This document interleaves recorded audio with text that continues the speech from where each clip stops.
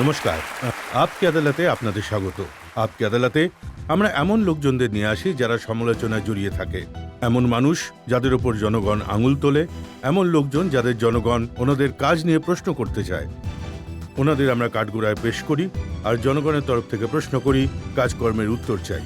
শুরু করছি আজকের মোকদ্দমা আপকি আদালতে। बहुजन समाज पार्टी नेत्री मायावती आपकी अदालते हाजिर हो।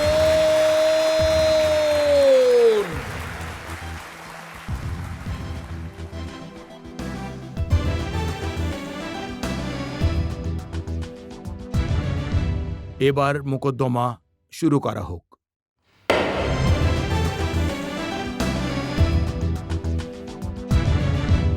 আপকি আদালতে প্রথম অভিযোগ মায়াবতীর উপর। আপকি আদালতে বিএসপি নেত্রী মায়াবতীর ওপরে অভিযোগ হলো যে রাজনীতিতে এনাকে একেবারেই বিশ্বাস করা যায় না। মায়াবতীজি, যতগুলো পলিটিক্যাল পার্টি আছে সমস্ত নেতারা আপনার ভোট ব্যাংক চান ঠিকই, কিন্তু পরে তারা পস্তান। তারা বলেন যে মায়াবতী আর বিএসপি হচ্ছে সেই লাড্ডু যে খাবে সে পস্তাবে আর না খেলেও পস্তাবে। ভারতে বহুজন সমাজ পার্টি একমাত্র এমন পার্টি যার ভোট ট্রান্সফারেবল, আর অন্য পার্টির ভোট বিএসপির মতন ট্রান্সফারেবল নয়। তাই ওরা তো চাইবেই যে বিএসপির ভোটটা পাক, কিন্তু এটাও তো দেখতে হবে যে বিএসপির কতটা লাভ হচ্ছে, কার কতটা লোকসান হচ্ছে। তাই প্রত্যেকটা পার্টি নিজের লোকসান মাথায় রেখে কোনো না কোনো সিদ্ধান্ত নেয়। তাই বিএসপিকেও তো নিজেদের লাভ লোকসান মাথায় রেখে সিদ্ধান্ত সে নিতে তো হবে। ঠিক আছে, আপনি লাভ লোকসান দেখুন, কিন্তু যারা বোঝাপড়া করেছে, একটা সময় মুলায়ম সিং যাদব আপনার সঙ্গে সরকার বানিয়েছেন আপনার সহযোগিতায়, কিন্তু সরকার তৈরি করার অভিজ্ঞতা এমন ছিল যে আজ সব থেকে বড় রাজনৈতিক শত্রু হয়ে গেছে বিএসপি। আমরা উত্তরপ্রদেশে যে সিদ্ধান্ত নিয়েছিলাম ১৯৯৫ সালে, সেটা আমরা উত্তরপ্রদেশের জনগণের স্বার্থের কথা মাথায় রেখে নিয়েছিলাম। আমরা কোনো প্রতারণা করিনি, কারণ যে প্রতিশ্রুতি ভঙ্গ করেছে সেটা তো শ্রী মুলায়ম সিং যাদব করেছেন। কিন্তু কারণ আজ শ্রী মুলায়ম সিং যাদব এটা বলেছিলেন যখন কোলিশন গভর্নমেন্ট তৈরি হয়েছিল যে আমি উইকার সেকশনের ইন্টারেস্টটা প্রোটেক্ট করব আর উত্তরপ্রদেশের কোনো অপরাধ বাড়বে না। তাই উনি যে কমিটমেন্ট করেছিলেন উনি সেটার একদম বিরুদ্ধে কাজ করেছিলেন। মায়াবতীজি, বর্তমানে এমন পরিস্থিতি হয়েছে যে ওনার যে সরকার হয়েছে সেটা বিএসপির এমএলএ সহযোগিতায় তৈরি হয়েছে। আপনার পার্টিকে ভেঙে ফেলে। আপনার এই কথাটার সাথে আমি একদমই সহমত নই। ভারতীয় জনতা পার্টির আশীর্বাদ ছাড়া এই সরকার গঠন হতে পারত না। ভারতীয় জনতা পার্টি আশীর্বাদ করেছে, তাই এই সরকার গঠন হয়েছে। কিন্তু আর ভারতীয় অন্যদিকে জনতা কংগ্রেস পার্টি নিজেদের সমর্থন দিয়েছে, তারপরে এই সরকার গঠন করা হয়েছে। কিন্তু ভারতীয় জনতা পার্টি তিনবার আপনাকেও আশীর্বাদ করেছিল, আপনাকেও না, মুখ্যমন্ত্রী চেয়ারে আশীর্বাদ বসিয়েছিল। কিভাবে করেছিল? ভারতীয় জনতা পার্টি আশীর্বাদ এমনি এমনি করেনি। ওদের কিছু ইন্টারেস্ট ছিল। আমি তো এটা চেয়েছিলাম যে মিলেমিশে থাকবো, কিন্তু তার আড়ালে ওরা খুব সুবিধে করতে চেয়েছিল। ভারতের মায়াবতীজি, মধ্যে এটা প্রথম মুখ্যমন্ত্রী ছিল যে নিজের চেয়ারের কথা ভাবেনি, উইকার সেকশনের ইন্টারেস্টের কথা মাথায় রেখে আমি নিজে আমি এটাই মুখ্যমন্ত্রীর পদ এটাই থেকে আপনাকে বলতে ইস্তফা চাইছি যে দিয়েছিলাম। আপনি প্রথম মুখ্যমন্ত্রী ছিলেন যিনি নিজের সরকার নিজেই ভেঙে দেন। না, বহুজন সমাজের ইন্টারেস্টের কথা মাথায় রেখে। মায়াবতীজি, কিন্তু সত্যি হলো এটা যে আপনার ঝামেলা শুরু হলো যখন জগমোহনজি, যিনি না, এখানে না, মন্ত্রী এই ছিলেন। কথাটা তো আপনি ভিতরের কথা কিছু জানেন না। কারণ যখন সিট নিয়ে কথা হয়েছিল ওই সময় তো আপনি ছিলেন না। না, এটা তো আপনি ভিতরের কথা কিছু জগমোহনের ব্যাপার তো সাধারণ ব্যাপার ছিল। ওটা তো অনেক কিন্তু পরের দেখুন কথা। পার্লামেন্টে আপনার পার্টি কিন্তু পার্লামেন্টের কাজকর্ম থামিয়ে দেয়। না, ওটা তো যখন বিএসপির লোকজন যখন পার্লামেন্টের ভিতর নির্বাচিত হয়ে গেছিল, আর কেউ যদি ভুল কথা বলে তাহলে তো সেখানে ওরা নিজেদের কথা বলবেই। আর ওই দিন রাতেই রশিদ আলভি, যিনি ওই সময় আপনার পার্টির নেতা ছিলেন, উনি আমাকে বলেছেন যে ওই দিন সুষমা স্বরাজ ওনাকে কনভে করে দিয়েছিলেন যদি বিএসপির এমপিরা ওখানে ঝামেলা করে তাহলে আমরা উত্তরপ্রদেশের না, সরকারের ওপর তাহলে থেকে সমর্থন ভারতীয় তুলে। জনতা পার্টি নিজেদের সমর্থন কেন তুলে নিল না? তুলে নেওয়া উচিত ছিল, ওরা তো নেয়নি। চেয়ারকে তো ওরা অবহেলা করেছিল। আমি তো চেয়ার ছেড়ে দিয়েছিলাম। তাই ভিতরের কথা তো কেউ জানে না, না। আপনি তো ভিতরের জানেন। ব্যাপারটা তো এটা ছিল যে ওরা ৮০টার মধ্যে ৬০টা সিট আমার থেকে চেয়েছিল। আমি বারণ না, করেছিলাম। সেটা যখন বারণ করে দিলাম তখন উনি বলেছিলেন যে তাহলে তো আমাদের এখন ভাবতে হবে। তাহলে তো আপনাকে সরিয়ে দিতে হবে। আপনাকে কেন সরাতে হবে? আপনি আগেই আপনাকে সরে কোনো গেছিলেন। সমস্যায় পড়তে হবে। আমি ইস্তফা দিয়েছিলাম। তাই আমি নিজেই পদত্যাগ করি। আমি অনেকগুলো কাগজের চিঠি মাননীয় প্রধানমন্ত্রীকে লিখেছিলাম। মায়াবতী যে ওই তাতে অনেক চিঠির কারণও ওই ছিল লেটারের সেগুলো। কপি আমার কাছে আছে। হ্যাঁ, তাহলে আপনি পড়ে শোনান না চিঠিতে আপনি কি লেখা সুযোগ ছিল। দিলে তবেই হ্যাঁ। তো না পড়বো আমি। দেখুন, এতে আপনি এই চিঠিতে আপনি কোথাও এটা লেখেননি যে ওরা আমাদের থেকে বেশি সিট চাইছে। ওতে কারণ তো অনেক কারণ লেখা আছে। এটা বলছি হ্যাঁ, আমি। বলুন। আমাকে বলা হয়েছে যে ভারতীয় জনতা পার্টি এই বিষয়ে আমার সরকারের ওপর থেকে সমর্থন ফিরিয়ে নেওয়ার কথা ভাবছে। এটা নিয়ে আমার আপনার সাথে ওই সময় প্রধানমন্ত্রী অটল বিহারী বাজপেয়ীর সাথে আর উপপ্রধানমন্ত্রীর সাথে অনেকবার কথা হয়েছে। তাই জন্য এই সিদ্ধান্ত নেওয়া হয় যে প্রেস কনফারেন্সের মাধ্যমে পরিস্থিতি স্পষ্ট করা হোক, যাতে ঝামেলাটা আগে না এগোয়। তাই আমি ঝামেলা না বাড়িয়ে শ্রী জগমোহনের বরখাস্তের দাবিটা ফিরিয়ে নিলাম। তো এটা তো ঝামেলা তো শেষ হয়ে একটা যাওয়া উচিত ছোট ছিল। ঘটনা। আপনি পুরো চিঠিটা তো পড়ুন। আপনি খালি ছোট ব্যাপার নিয়ে পড়ে আছেন। আপনি আমি পুরো তো চিঠিটা আমি তো আপনার লেটার নিয়েই বলছি। ৩০টা ৩২টা পাতার একটা চিঠি ছিল যেটা আমি ওনাকে দিয়েছিলাম। আপনি খালি জগমোহনের ব্যাপারটা নিয়েই কথা আপনি বলছেন। যেটা লিখেছেন আমি কিন্তু সেটাই বলছি আরে আপনাকে। এটা তো একটা ব্যাপার নিয়ে বলছেন। একদিকে আপনি বিজেপিকে সাম্প্রদায়িক বলেন, কমিউনাল বলেন, অন্যদিকে আপনি সেই ভারতীয় জনতা পার্টির হয়েই গুজরাটে ক্যাম্পেইন করেছিলেন। আমি গুজরাটে বলেছিলাম, যখন আমি গেছিলাম ওই সময় মাননীয় প্রধানমন্ত্রী ছিলেন শ্রী অটল বিহারী বাজপেয়ীজি। উনিও আমার সঙ্গে ছিলেন। তখন আমি এটা বলেছিলাম যে গুজরাটে যে সিটগুলো নিয়ে বিএসপি ভোটে লড়ছে সেগুলো তো লড়বেই। যে সিটগুলো নিয়ে আমরা লড়ছি না, আমাদের ভোট বিজেপি পার্টির কাছে ট্রান্সফার হয়ে যাবে। আর অন্তত ৩০-৪০টা সিটের এগুলোর থেকে সুবিধে বিজেপির হয়েছিল আপনার সেটা ক্যাম্পেইনের তো জন্য। হয়েই ছিল। গুজরাটের মধ্যে অনেক অনেক বড় আমাদের ভোট, বললাম না যে ট্রান্সফারেবল এটা ছিল। ঠিক এটাই জানতে চাইছি যে যার জন্য এত সুবিধে হচ্ছে ওদের, যার সাথে মিলে ওরা লোকসভার ভোটে না, লড়তে তাই চাইছে। জন্যই তো ওদের মাথাটা একদম খারাপ হয়ে গেছিল গুজরাটের পর থেকে। আচ্ছা। ওদের মনে হয়েছিল যে বিএসপির ভোট ট্রান্সফারেবল, তাই সেন্টারে ওরা আবার ক্ষমতায় আসতে চেয়েছিল। তাই ওরা বলেছিল যে ৮০টার মধ্যে ৬০টা সিট আমাদের দিয়ে দাও। কতগুলো সিট দেওয়ার জন্য রাজি ছিলেন? আমি ওদেরকে এটা বলেছিলাম যে আমি ৫০-৫০-এ রাজি আছি। ৮০টার মধ্যে অন্তত আমি এটা করতে পারি। ৪০টা আপনি লড়ুন, বাকি ৪০টা আমরা। কিন্তু ৮০টার মধ্যে ৬০টা সিট দিয়ে দেব, সেটাও উত্তরপ্রদেশের মধ্যে।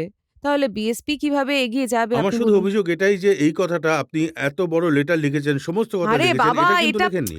এরকম অনেক কথা ছিল। চিঠিতে লেখা সম্ভব ছিল না। না হলে ওই সময়ে যিনি প্রধানমন্ত্রী ছিলেন শ্রী অটল বিহারী বাজপেয়ীজি, উনি অত বড় চিঠি দেখে হয়তো বলতেন যে এতটা কি করে পড়বো, তাই ছোট করেছিলাম। বলেছিলাম কিছুটা চিঠিতে লিখছি, বাকিটা সকলের সামনে বলে শোনাবো আপনাকে, তাই না?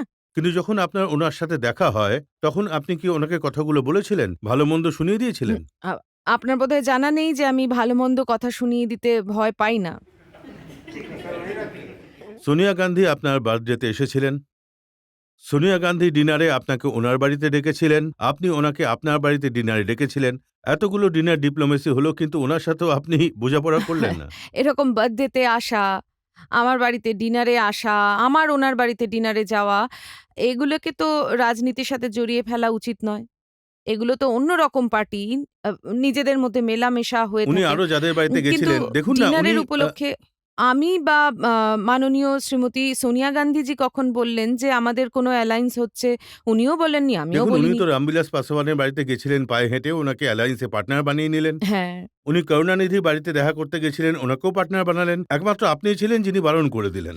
যখন অ্যালায়েন্সের কোনো কথাই হয়নি, তখন হ্যাঁ বা না বলার কোনো প্রশ্নই তো উঠছে না, তাই কিন্তু না? এটা তো মানবেন না যে উনি চাইতেন আপনার সাথে অ্যালায়েন্স হয়ে যাক। দেখুন, কংগ্রেস পার্টি হোক, ভারতীয় জনতা পার্টি হোক বা যে কোনো পার্টি হোক, ইন্ডিয়ার মধ্যে এমন কোন পার্টি নেই যারা বিএসপির সাথে অ্যালায়েন্স করতে চায় না? একটা আছে, সব পার্টি চায়। একটা আছে, সমাজবাদী পার্টি।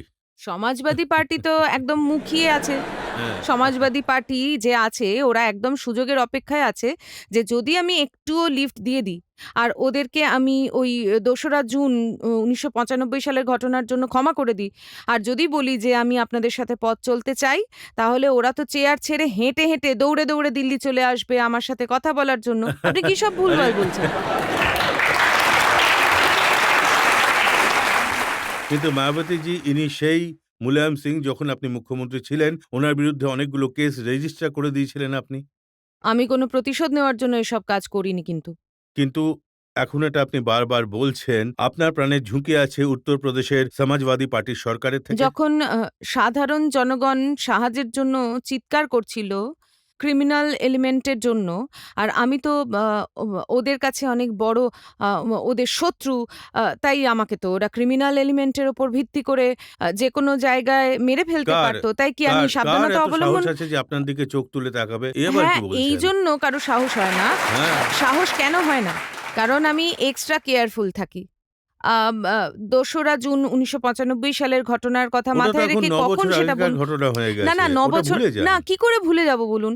কি করে ভুলে যাব? ২রা জুন ১৯৯৫ সালের ঘটনাটা আমি কোনোদিন ভুলতে পারবো না। আমার বহুজন সমাজ কোনোদিনই ভুলতে পারবে না। জনগণের মধ্যে থেকে যারা প্রশ্ন করতে চান, হ্যাঁ, আপনি লাস্ট রোতে।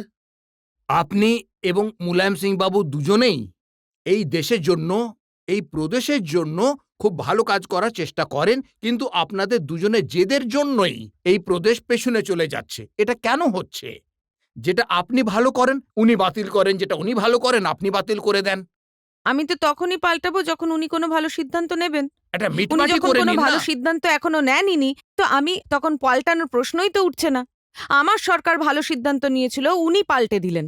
যখনই আপনি ক্ষমতায় আসেন ২০০ থেকে ৪০০ জন অফিসার একদিনে ট্রান্সফার হয়ে যায়। মুলায়ম সিং যখন ক্ষমতায় আসেন সেই ২০০ অফিসার আবার ফিরে আসে। এক রাতে পুরো রাজ্যের ছবিটাই পাল্টে দেন। না, আপনি কিন্তু একদম ভুল বলছেন যে একদিনে আমি ২০০ জনকে ট্রান্সফার করে দিয়েছি।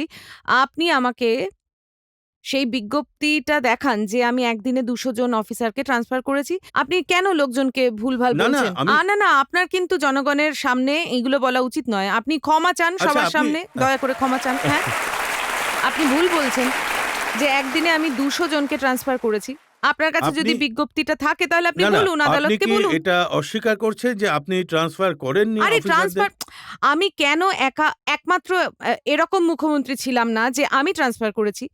যেকোনো স্টেটে নতুন গভর্নমেন্ট তৈরি হলে, সেটা উত্তরপ্রদেশ হোক বা দেশের অন্য কোনো রাজ্যে, যখন কোনো মুখ্যমন্ত্রী কোনো নতুন সরকার তৈরি করে, মুখ্যমন্ত্রী নির্বাচিত হয়, ও নিজের সরকারটাকে চালায়, আধিকারিকদের ট্রান্সফার করে। এটা তো একটা রুটিন, একটা একজন সিস্টেম। অফিসার, কিন্তু হ্যাঁ, আমি একটা দলিত শ্রেণী থেকে উঠে এসেছি।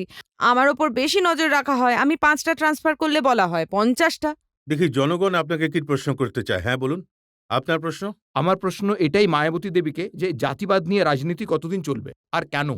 যখন বহুজন সমাজ পার্টি বহুজন সমাজের পাশাপাশি আপার কাস্টের লোকজনদের এমপি তৈরি করে, এমএলএ তৈরি করে, আর সরকারে মিনিস্টারও বানায়, অর্গানাইজেশন বাহবাও দেয়, তা সত্ত্বেও বিএসপির ওপর জাতিবাদের অভিযোগ করা আমি মনে করি উচিত নয়। মায়াবতী যে অভিযোগটা এই জন্য করা হচ্ছে কারণ একটা সময় বিএসপির স্লোগান ছিল যে তিলক তরাজু और তলওয়ার ইনকো মারো জুতে চায়। আমার গলায় বা মাননীয় কাশিরামজির গলায়, পুরো ভারতে কেউ এটা বলুক যে এই কথাটা আমি বলেছি, তাহলে আমি রাজনীতি থেকে সন্ন্যাস নিয়ে নেব। আপনি যখন ভাষণ দিতে যেতেন তখন এইরকম না, আপনি স্লোগান তো দেওয়া বলুন, হতো। আপনি কি শুনেছেন? আপনার কাছে রেকর্ড আছে? আপনার কাছে আমার আপনার কথা গলায় আছে নয়, কিন্তু টেপে? এরকম পাবলিক মিটিং এর স্লোগান তো না, না, দেওয়াই হতো। পাবলিক দেওয়ালে একদমই না। দেওয়ালেও স্লোগান লেখা না, না, থাকতো। একদম না। আপনার মতন লোকই হয়তো রাত্রেবেলা দেওয়ালে গিয়ে কি লিখে আসবে। বলছেন? আপনি আপনি বলছেন যে বহুজন সমাজ পার্টির নজরে যারা বহুজন সমাজের লোক আর যারা আপার কাস্টের লোক তাদের মধ্যে কোনো পার্থক্য নেই, না, সবাই বহুজন একসাথে সমাজ চলে। পার্টি আমি বারবার বলেছি যে কোনো জাতি বা ধর্মের বিরুদ্ধে নয়। আমরা তো ব্যবস্থা পরিবর্তনের জন্য লড়াই করে পাবলিকের যাচ্ছি। ইমপ্রেশন দেখুন, না, এই ইমপ্রেশনটা তো একদমই না। আপনি মানবেন, না, লোকজনদের মাথায় এখন আছে তো এটা। ভাবা উচিত নয় পাবলিকদের। এখন তো আমরা আপার কাস্টের লোকদের, যখন নতুন নতুন পার্টি শুরু হয়েছিল তখন আপার কাস্টের লোকজনদেরও বুঝতে আমাদের সময় লেগেছিল। যখন বুঝে গেল আপার কাস্টের লোকজন যে বহুজন সমাজ পার্টি কোনো জাতি ও ধর্মের বিরুদ্ধে নয়, তখন বর্তমানে আপার কাস্টের দ্রুত গতিতে এভাবে তো বিজেপির লোকজনও ২-৪টে শোপিসের মতো মুসলমানদের টিকিট দিয়ে দেয়। না, ওই বিজেপির ব্যাপারটা আলাদা। বিজেপি তো বলে এক আর করে আর এক। মায়াবতীজি, আরও অনেক অভিযোগ আছে আপনার উপর। এই মোকদ্দমা আমরা চালিয়ে যাব। ছোট্ট একটা ব্রেকের পর ফিরে আসছি।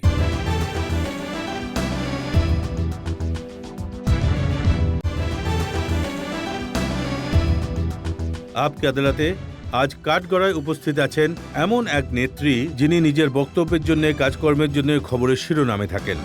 আপকি আদালতে বিএসপি লিডার মায়াবতীর উপরে অভিযোগ হলো যে ইনি ব্যক্তিগত সম্পর্ককে সম্মান দেন না। মায়াবতীজি, সোনিয়া গান্ধী আপনার দিকে বন্ধুত্বের হাত বাড়িয়ে দিয়েছিল, আপনার জন্মদিনে কেক খেয়েছিলেন, আপনাকে ডিনারে ডেকেছিলেন, কিন্তু আপনি বন্ধুত্ব স্বীকার করেনি, হাত সরিয়ে নিয়েছিলেন। আমি তো সবার সাথে ভালো সম্পর্ক গড়তে চাই, কিন্তু সম্পর্কের পাশাপাশি আমি এটা দেখি যে বহুজন সমাজের স্বার্থ কিসে হচ্ছে।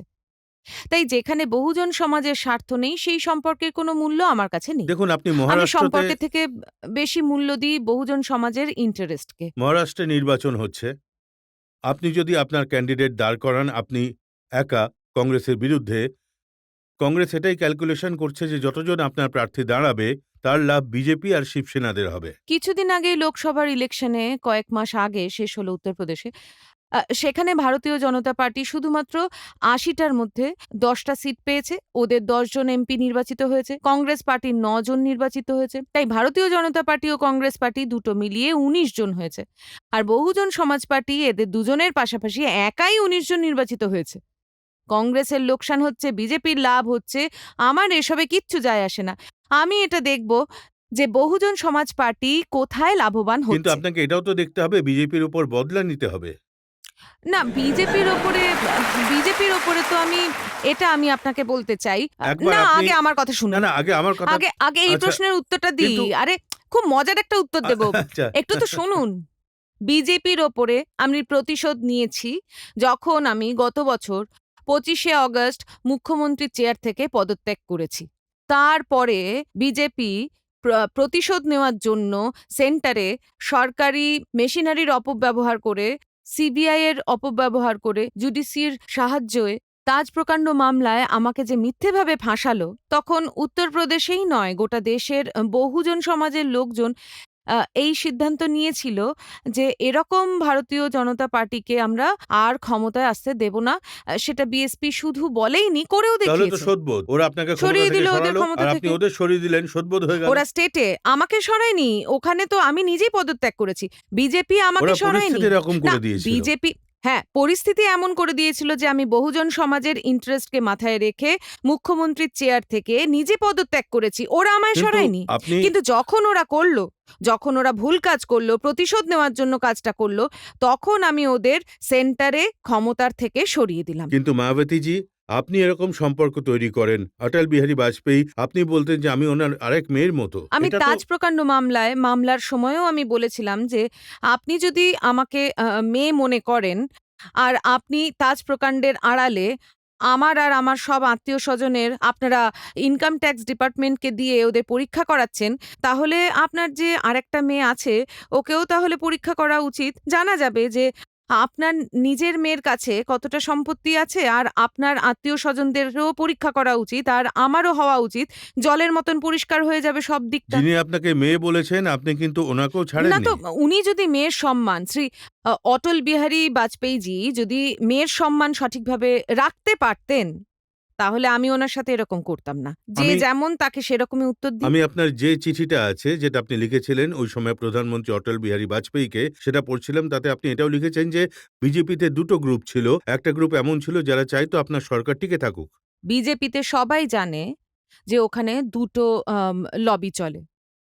একটা শ্রী অটল বিহারী বাজপেয়ীজির লবি আর শ্রী এল.কে. আদবানিজির এবার এটাও বলে লবি। দিন কোন লবিটা আপনার সাথে ছিল আর কোনটা আপনার বিরুদ্ধে। এবার ওই দুটো লবি এটা চাইতো যে আমি যাতে তাদের কাছাকাছি ওকে, থাকি। আচ্ছা। আমি কারোর কাছাকাছি যেতে চাইনি। তাই জন্য ওদের মনে হয়েছিল যে এই মেয়েটা কোনো লবিতেই আসবে না। তাই হয়তো আমরা যে চোখে আমরা বা যেটা ভেবে আমরা মায়াবতীকে ৫ বছরের জন্য মুখ্যমন্ত্রী বানিয়েছিলাম, তাই ওদের হয়তো মনে হচ্ছিল না যে মায়াবতীর থেকে অল ইন্ডিয়া লেভেলে খুব একটা লাভ পাবে ওরা। পরিষ্কারভাবে বলেছিল যে আপনি এইদিকে আসুন বা ওইদিকে থেকে যান। না, ওরা তো দুদিক থেকে টানাটানি করত। যেমন অটল বিহারী বাজপেয়ীজি ভাবতেন যে আ ও যেন আমাদের লবিতে থাকে। শ্রী এল.কে. আদবানিজি ভাবতেন আমাদের লবিতে থাকুক।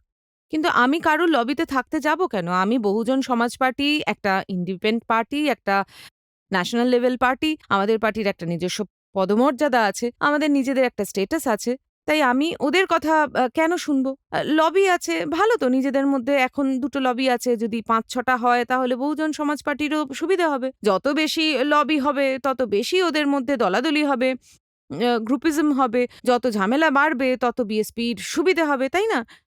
মায়াবতীজি, এই লবি আর ঝামেলা তো বিএসপিতেও হয়, এরকম অনেক লিডার আছে।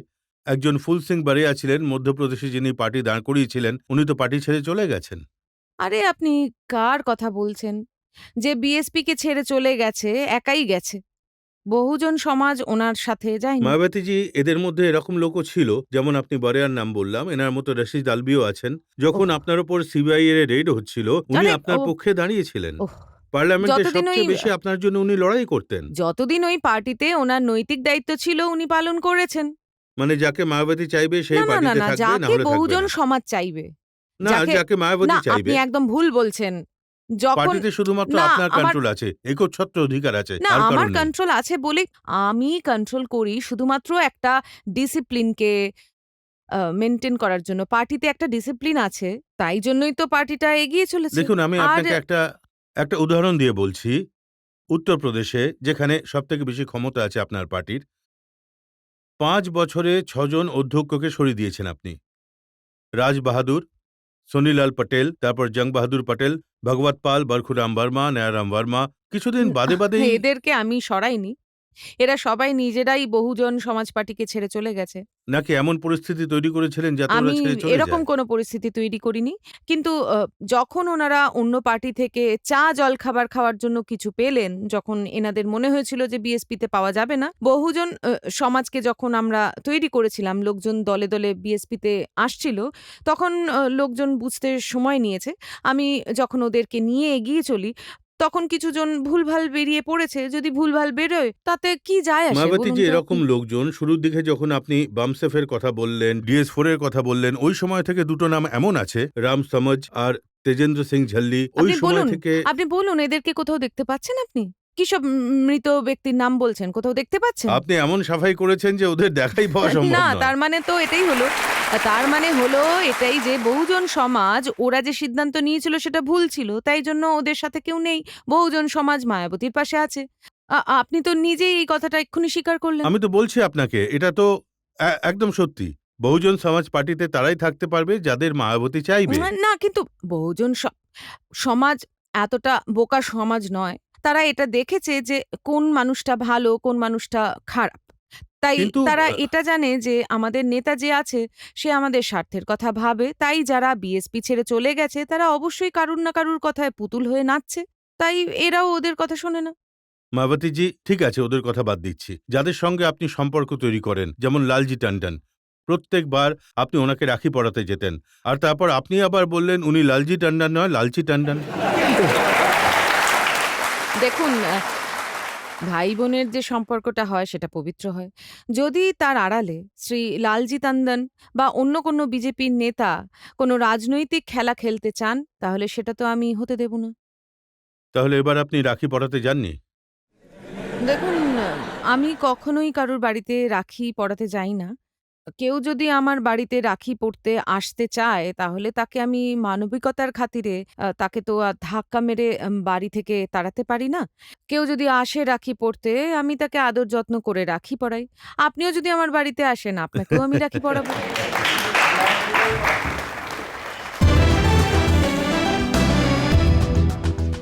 আপনার ওপর জনগণের অভিযোগ আর প্রশ্নপত্রের তালিকা অনেকটাই লম্বা।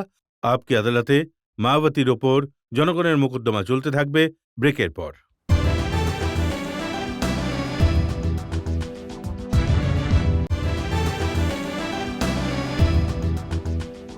আপকি আদালতে আজ অভিযোগ আর প্রশ্নের ঘেরাটোপে রয়েছেন বহুজন সমাজ পার্টির নেত্রী মায়াবতী।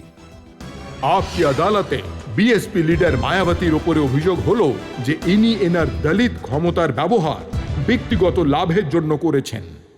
লোকজন এটাও বলছে এখনকার যে মায়াবতী, তিনি আগেকার মায়াবতী কিন্তু নন, উনি এখন পাল্টে গেছেন। এখন মায়াবতীজির হেয়ার স্টাইল পাল্টে গেছে, মায়াবতীজির ফ্যাশন পাল্টে গেছে, শুধু তাই নয়, ওনার লুকসও পাল্টে গেছে।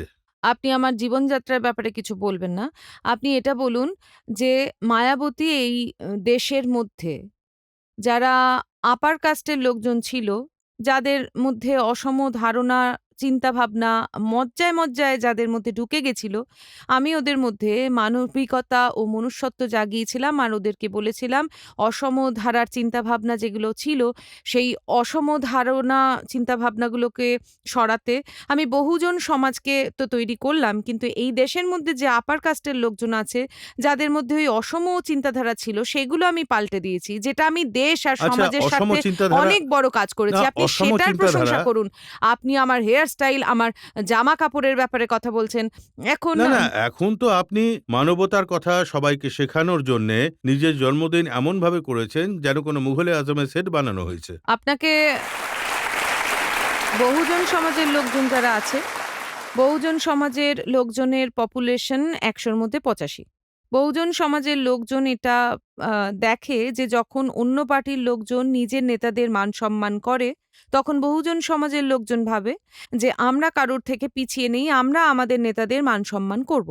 তাই আমার যে জন্মদিন পালন করা হয় সেটা বহুজন সমাজের লোকজন মান সম্মান দিয়ে জন্মদিন পালন করে। কেন পালন করে আর ওরা কিভাবে পালন করবে, আমি ওদের ভাবনা চিন্তাকে কোনো রকম এসব আঘাত ওরা করতে তৈরি চাই না। করে নাকি আপনি অর্গানাইজ করেন? পুরো ৫১ কিলোর কেক, ১০,০০০ লাড্ডু, ৬০ কুইন্টালের ফুলের মালা। জানেন আপনি কাদের কথা বলছেন? এটা আপনি বিরোধী পক্ষের কথা বলছেন, যারা ওই সময় এগুলো যেগুলো আপনি বলছেন, এগুলো ছাড়া বিরোধী পার্টির কাছে আমার বিরুদ্ধে তো আর কিছু বলার নেই। কোন রাষ্ট্রীয় নেতার জন্মদিন পালন করা হয় না? আমার থেকে বেশি টাকা ওদের জন্মদিনে খরচ হয়, জানেন? আমার থেকে বেশি আপনি ৫১ কিলোর কেক বলছেন, ওরা ১০০ কিলোর কেক তৈরি করায়, আর এই লাড্ডু তো প্রচুর পরিমাণে বিলি করা হয়। আর যারা অন্য পার্টির নেতা আছে, আমি তো আমার জন্মদিনে উপলক্ষে কম গয়না পরি, ওরা তো কোটি কোটি গয়না পরে থাকে। এটা কম ওদের গয়না নিয়ে কোনো মায়াবতী জি। সমালোচনা হয় না, এ তো ওদের নিয়ে দেখুন, কোনো এত সমালোচনা বড় হয় না। বড় হ্যাঁ? ডায়মন্ড দেখা যায় আর আপনি বলছেন কম পড়েন। না, এরকম বললে আপনি যে ডায়মন্ড, বহুজন সমাজ আজ এটার যোগ্য হয়েছে। আপনি তো আমার কানে ছোট ডায়মন্ড দেখছেন, আর ওরা তো চায় আমাদের নেত্রী বড় বড় ডায়মন্ড পড়ুক, কিন্তু আমি বলি যে না, আমি এসব পছন্দ করি না। বড় বড় ডায়মন্ডের জন্য তো বড় বড় পার্টি আছে, তাদের অভিনন্দন। আমি আমার বহুজন না, সমাজের বড় পার্টির লোকজন তো ডায়মন্ড লুকিয়ে রাখে। না, ওরা তো খুবই, যারা লুকিয়ে রাখে, আমি মনে করি যে ওরা সবাই ডাকাত। আমার কাছে যা কিছু আছে সেগুলো সবার সামনেই তো আছে। আমি খোলা বই, তাই লোকজন জানতে পারে আমার কাছে কি আছে।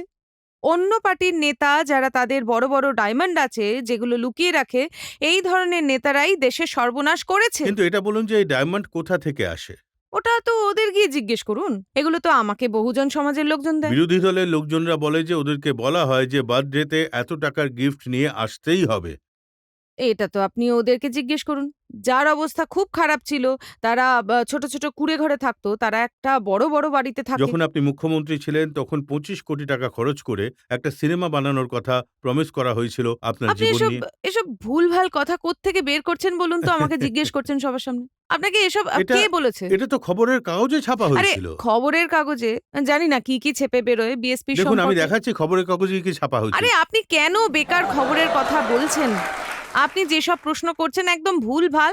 আপনি আপনি শুনুন, প্রশ্ন তো আগে আরে, শুনে নিন। প্রশ্ন কি না শুনবো শুনে যার মধ্যে কোনো সত্যতাই নেই? আমি তো তাই প্রশ্নটা আপনার প্রশ্ন আমি না কেন না, শুনবো? প্রশ্নটা আগে শুনে নিন একবার। প্রশ্নটা হচ্ছে যে ২৫ কোটির সিনেমা যার নাম মায়া ম্যাডাম, ওটা তৈরি হবে। আমি তো আপনার মুখে প্রথম এই নামটা শুনছি। আমার মনে হচ্ছে আপনি কোনো খবরের কাগজে এই না খবরটা না, চেপে এটা তো দিয়েছেন টাইমস অফ। আজ এই আদালতের মধ্যে প্রশ্ন করার জন্য। না না, হ্যাঁ। এটা তো এটা একদমই এটা ভুল। মায়াবতীজি ১০-১৬। আরে, আপনি কোন আগে পেপারের শুনে কথা তো নিন বলছেন? না, আমি কোন পেপারের কথা বলছি। ১৬ই নভেম্বর ২০০৩-এ টাইমস অফ ইন্ডিয়া ছেপেছিল। এখন আমার মনে হচ্ছে আপনিই ছেপে আরে, দিয়েছেন টাইমসে আমি নিশ্চয়ই। কি করে ছাপবো? মায়াবতীকে জনগণের আদালতে ডাকবেন, কিছু প্রশ্ন তো থাকতে হবে জিজ্ঞেস করার আরে, জন্য। ১ বছর আগে ছেপে দেবে নাকি অ্যাডভান্সে? এতে লেখা আসলে আছে আপনি যে তো জানেন যে মায়াবতী খুব তাড়াতাড়ি সময় দেয় না, ১ বছর সময় লাগবে আদালতের মধ্যে ওকে ডাকার জন্য। এতে তো লেখা আছে যে আপনার মুখের সাথে শাবানা আজমির খুব মিল আছে, তাই শাবানা আজমি আপনার রোলটা আরে করবে। আমি জানি না কি সব বেকার কথা বলছেন আপনি। হ্যাঁ, কি সব সিনেমা নিয়ে, আমি এসব যেখানে সিনেমা টিনেমা নিয়ে পছন্দ করি না কথা বলতে। আমি আমার সারা জীবনটা বহুজন সমাজের ইন্টারেস্ট নিয়ে রাজনীতি আপনি করতে এসেছি। সিনেমা দেখেন? দেখুন, আমি সিনেমা দেখার জন্য কোনো রকম সময় পাই না। আমি আমার জীবনের একটা মিনিট বহুজন সমাজের স্বার্থেওকে এগিয়ে নিয়ে যাওয়ার জন্য কাটাতে চাই। সিনেমার জন্য আপনার মতন লোকজনদের অনেক সময় আছে, আপনারা দেখুন সিনেমা, আরো অনেকে দেখতে পারে। আমার কাছে সময় নেই। মায়াবতীজি, এত তাড়াতাড়ি কিন্তু আমি আপনাকে ছাড়ছি না। আমার কাছে অনেক অভিযোগ আছে, অনেক প্রশ্ন আছে, তাই মোকদ্দমা চলতে থাকবে ব্রেকের পর।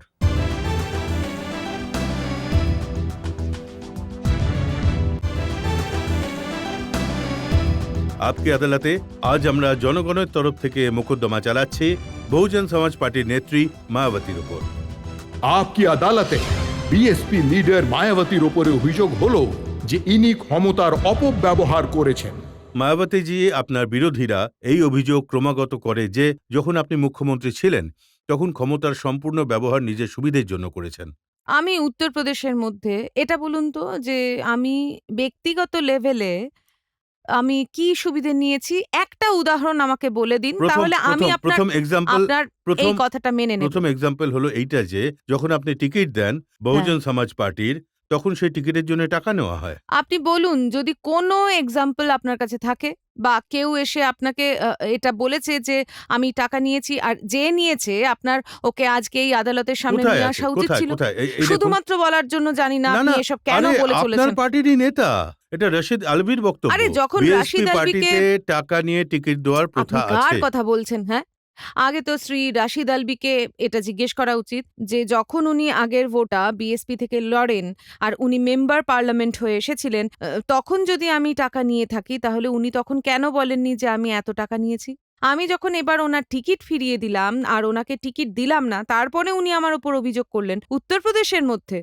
মায়াবতী একা এমন একজন নেত্রী, আমি উত্তরপ্রদেশের কথাই বলছি না, পুরো দেশের কথা বলছি, যে রাজনীতিতে আসার পরে কখনো নিজের মা-বাবাকে, কখনো নিজের ভাই-বোনকে, আত্মীয়-স্বজনকে কখনো আমি এগিয়ে নিয়ে যাইনি। কাউকে আমি এমপি বানাইনি, কাউকে এমএলএ বানাইনি, কাউকে রাজ্যসভাতেও পাঠাইনি, কাউকে বিধান পরিষদেও কিন্তু পাঠাইনি। ওনাকে সবসময় বহুজন সমাজের লোকজনদের পাঠিয়েছি। আপনি যদি আমার মতন নেত্রী ভারতের মধ্যে কোথাও পান, যেদিন থেকে আমি রাজনীতিতে এসেছি, আমি বহুজন সমাজের লোকজনদের এগিয়ে নিয়ে গেছি, নিজের আত্মীয়-স্বজনকে এটা কখনো আপনার- এগিয়ে এটা নিয়ে আপনার যাইনি। কথা। তাই জন্য আমার উপর ব্যক্তিগত এটা- বা পরিবারতন্ত্রের এটা মতন এই আপনার- ধরনের অভিযোগ আপনার এই একেবারেই কথাটা ঠিক একদম নয়। ঠিক যে পরিবারের লোকজনদের রাজ্যসভায় পাঠাননি, এমএলএ বানাননি, টিকিট দেননি, মন্ত্রী বানাননি, কিন্তু পরিবারের লোকেদের প্রপার্টি বেড়েছে, ওনাদের আরে ব্যাংক ব্যালেন্স আপনি বেড়ে এসব গেছে। কি বলছেন? পরিবারের লোকদের আমি নিজের থেকে আলাদা রাখি। আমি একদম পরিবারের লোকজনদের থেকে একদম আলাদা থাকি। ওরা কি করছে, কি প্রপার্টি বানাচ্ছে সেটা ওরাই জানে।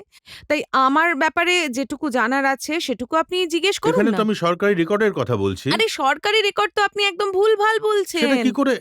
আপনার রেকর্ড যেটা পেপারে ছাপা হয়েছে সেটা না, না, সরকারি এটা রেকর্ড তো হয়ে গেছে। সিবিআই কে কোট করা আরে হয়েছে। সিবিআই এখনো ফাইনাল রিপোর্ট কোথায় সাবমিট করেছে? আপনি কেন আচ্ছা, সিবিআই এই কে কথাটা বদনাম সত্যি করছেন? নয় যে 1 এপ্রিল 2095 থেকে 29 আগস্ট 2003 এর মধ্যে প্রচুর পরিমাণে প্রপার্টি কেনা হয়েছে। আরে যখন প্রপার্টি ওরা 15 নিয়েছে, কোটি টাকার আরে আপনি প্রপার্টি। কি সব দেখুন, এই মামলাটা নিয়ে এখনো তদন্ত করা হচ্ছে, এখনো সিবিআই ফাইনাল রিপোর্ট জমা দেয়নি। এটা তো আরে এফআইআর এ আপনি লেখা এসব আছে। কি বলছেন? FIR এ এফআইআর এ ওনারা যেখান থেকে যা কিছু তথ্য পেয়েছেন ওনারা ওখানে এফআইআর এ লিখে দিয়েছেন, কিন্তু যতক্ষণ না আমি এখনো তো ওরা তদন্ত করছে, তাই না? তদন্ত করার পর যতক্ষণ না পর্যন্ত ওরা রিপোর্ট সাবমিট করে, চার্জশিট লাগায়, আর চার্জশিটের উত্তর আমি দেব, আর এই মামলাটা যখন আদালতে চলে গেছে তখন যতক্ষণ না আপনি আমাকে পর্যন্ত আদালত শুধুমাত্র কোনো এই সিদ্ধান্ত কথাটা বলে দিন যে দেখুন, এই যে আপনি এফআইআর কিন্তু আছে একদম ভুল কথা বলছেন। মার্চ 2003 এ লখনৌতে এই ভূমিকম্প। এফআইআর এর মধ্যে যে প্রপার্টি দেখানো হয়েছে আমি এটা নিয়ে কিছু বলতে চাই না, কারণ মামলাটা কোর্টে চলছে, সিবিআই ইনভেস্টিগেশন করছে,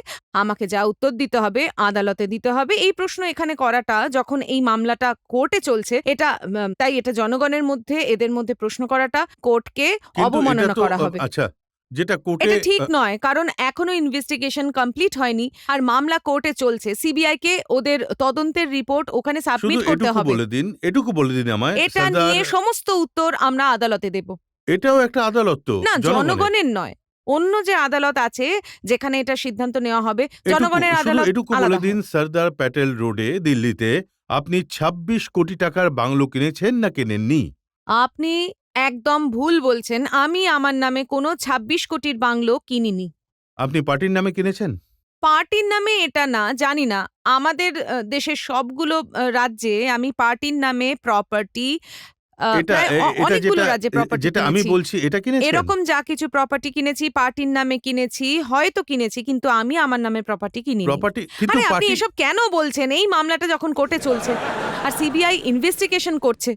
মায়াবতী না না, জি, আমি শুনুন মশাই, যদি দেখুন আপনি অন্য প্রশ্ন করুন, কারণ আমি চাই না যে আদালতকে অবমাননা করা হোক।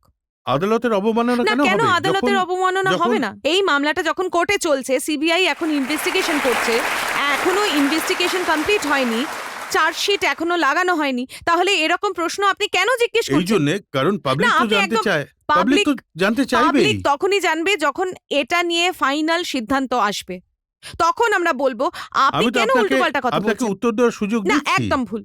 আপনার একদম। এরকম এরকম প্রশ্ন করা উচিত নয় যখন এই মামলাটা কোর্টে চলছে। কিন্তু এটা আমি পাবলিকের কোর্টের অবমাননা করতে চাই না। আপনি করতে পারেন কোর্টের আমি তো অবমাননা। অবমাননা আমি করতে করছি না, পারবো না। কিন্তু আপনি এটা নিয়ে এত রেগে আমি যাচ্ছেন কেন? আদালতকে সম্পূর্ণ সম্মান করি। যদি আমি এরকম প্রশ্ন করেও থাকি তাহলেও আপনি রেগে যাচ্ছেন আমি কেন? রেগে যাচ্ছি এই জন্য কারণ আপনি আমাকে এমন প্রশ্ন করছেন যাতে কোর্টের অবমাননা করা হয় আর কালকে আমাকে কোর্টের কাঠগড়ায় দাঁড়াতে হয়। আপনি তো আমাকে ফাঁসাতে চাইছেন, হ্যাঁ? আমি এভাবে ফাঁসবো না। আমি ফাঁসবো না, আমি নিজেই আপনাকে ভাসিয়ে দেব। আমি তো শুধু এটাই জিজ্ঞেস করছি যে এতগুলো প্রপার্টি আরে যেগুলো আপনার এই উত্তরগুলো আমি কোর্টে দেব। যে আদালত আছে সেখানে দেব আমি। আপনি তো বলছিলেন যে আত্মীয় স্বজনকে এগিয়ে দেননি। আমি বলছি আমি আত্মীয় স্বজনকে, রাজনীতির কথা বলছি। আত্মীয় স্বজনের ব্যাংক ব্যালেন্স বেড়ে গেছে, আরে ওদের নামে আমি প্রপার্টি। রাজনীতির কথা বলছি। এখন জানি না এফআইআর এ লোকজন কি কি লিখে দেয়। এর সমস্ত উত্তর আমি মাননীয় আদালতের মধ্যে দেব। আদালত, কারণ এই মামলাটা কোর্টে চলছে। যেটা আদালতে চলছে না সেটা বলে দিন। কল্যাণ সিং বলেছেন আপনি সেটা বিদেশে, আপনি ওনাকে জিজ্ঞেস করুন। কল্যাণ সিং, আপনি বিদেশে গেছিলেন, ওখানে হ্যাঁ। উনি আবার বলেছেন আপনি ফরেন অ্যাকাউন্ট খুলেছেন। আমি আপনাকে বলছি যে বিদেশের মধ্যে যদি আমার একটাও অ্যাকাউন্ট আমার নামে খোলা হয়, আমি সব রকমের শাস্তি পেতে রাজি আছি। আর মানে সব রকমের শাস্তি পেতে রাজি আছি। শ্রী কল্যাণ সিং এবং বিজেপি এবং কোম্পানির লোকজন, ওদের কাছে তো বলার মতন কোনো তথ্য নেই, উল্টোপাল্টা অভিযোগ করে। এই অভিযোগগুলো একদমই ভুল। আমার নামে ভারতের বাইরে যদি একটাও অ্যাকাউন্ট থাকে তাহলে আপনি আমাকে বলুন। আপনি আপনি আপনি তদন্ত করেছেন? জনগণের আদালতে যে চলে এলেন না, প্রশ্ন করছেন, আগে আপনি আমি তো তদন্ত এটা- করুন, তারপরে তো এটা তো জনগণের আদালতে প্রশ্ন ফর্মার চিফ করবেন। মিনিস্টার ছিলেন আরে বাবা, কল্যাণ সিং এর এটা former- বক্তব্য। ফরমার সিএম কি বলছে, পেপারে কি লেখা হচ্ছে, আপনি এসব পেপারের কাটিং নিয়ে চলে এসেছেন আর জনগণের আদালতে জিজ্ঞাসা করছেন। এই পেপারে তো জানি না কি সব উল্টোপাল্টা রিপোর্ট ছাপা হয়, হ্যাঁ? ওর না না, ভিত্তিতে আপনার আপনি, ব্যাপারে তো আরে বাবা, আপনি- ওর ভিত্তিতে আপনি আগে পেপারে যেটা ছাপা হয়েছে সেটা নিয়ে আপনারা তদন্ত করুন। তদন্ত করার পর আমাকে আপনি জিজ্ঞেস এই করবেন, তদন্ত- তারপর আদালতের মায়াবতীজি, মধ্যে আমি তো কথা বলবেন। তদন্তই করছি আপনাকে জিজ্ঞাসা করে। এই তদন্ত, ওহো, তদন্ত মানে আমাকেই যদি জিজ্ঞাসা করা হয় তাহলে এই আদালতকে ডাকার দরকারটা কি ছিল? পাবলিকের সামনে জিজ্ঞেস আরে করছি যাতে public- কোনো কথা লুকোনো না আরে থাকে। আপনার যদি জিজ্ঞাসা থাকতো তাহলে আমাকেই জিজ্ঞেস করতেন আলাদাভাবে? আদালতে।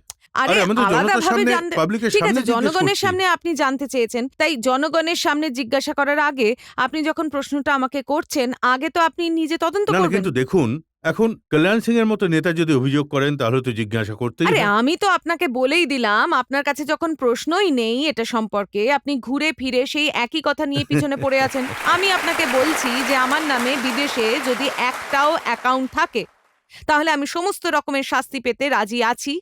আমার নামে কোনো অ্যাকাউন্ট নেই, শুধুমাত্র আমার ইমেজটা খারাপ করার জন্য ভারতীয় জনতা পার্টি অ্যান্ড কোম্পানির লোকজন এই ধরনের অভিযোগ ওরা করছে। আর এই যে কেসটা, এটাও একদম ভুল, শুধুমাত্র আমার ইমেজটা খারাপ করার জন্য। এগুলো সব রাজনৈতিক দুটো- চক্রান্ত, দুটো, আমাকে মায়াবতীজি, ফাঁসানোর জন্য দুটো এই সব বড় কেস আছে। প্ল্যানিং করে আমার বিরুদ্ধে এই সব কাজকর্ম করা হচ্ছে। মামলা কোর্টে চলছে, এখন সমস্ত উত্তর আমি কোর্টেই দেব। দুটো বড়, একটা তো তাজ আরে হেরিটেজের, এগুলো আর সব একটা কোর্টে মামলা চলছে, তাই সমস্ত উত্তর আমি কোর্টের ভিতরে দেব। এখন আপনি এখনো যখন এটার ইনভেস্টিগেশন শেষ হয়নি তার আগে বলাটা ঠিক নয়।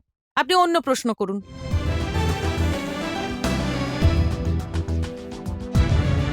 এ ছিল আপকি আদালতে জনতার অভিযোগ আর বহুজন সমাজ পার্টির নেত্রী মায়াবতীজির বয়ান। এখন সময় হয়েছে আজকের মামলা নিয়ে আজকের জাজ জনপ্রিয় সাংবাদিক বেদ প্রতাপ বেদীর রায়দানের। আজকের সমস্ত যুক্তিতর্ক শোনার পরে আমি এই সিদ্ধান্তে পৌঁছেছি যে এই জনগণের আদালত আপনাকে মুক্তি দিচ্ছে। আপনাকে যদি কোনো শাস্তি দিতেই হয় তাহলে সেটা এটাই যে রজত শর্মা বাবু আর শ্রোতারা যে প্রশ্নগুলো আপনার কাছে করেছেন ওগুলোর ব্যাপারে আপনি সত্যিকারের হৃদয় দিয়ে চিন্তা ভাবনা করুন আর কিছু সিদ্ধান্তে আপনার বিবেক আপনাকে দিক নির্দেশ করুক আর সেগুলো আপনি পালন করুন। ধন্যবাদ।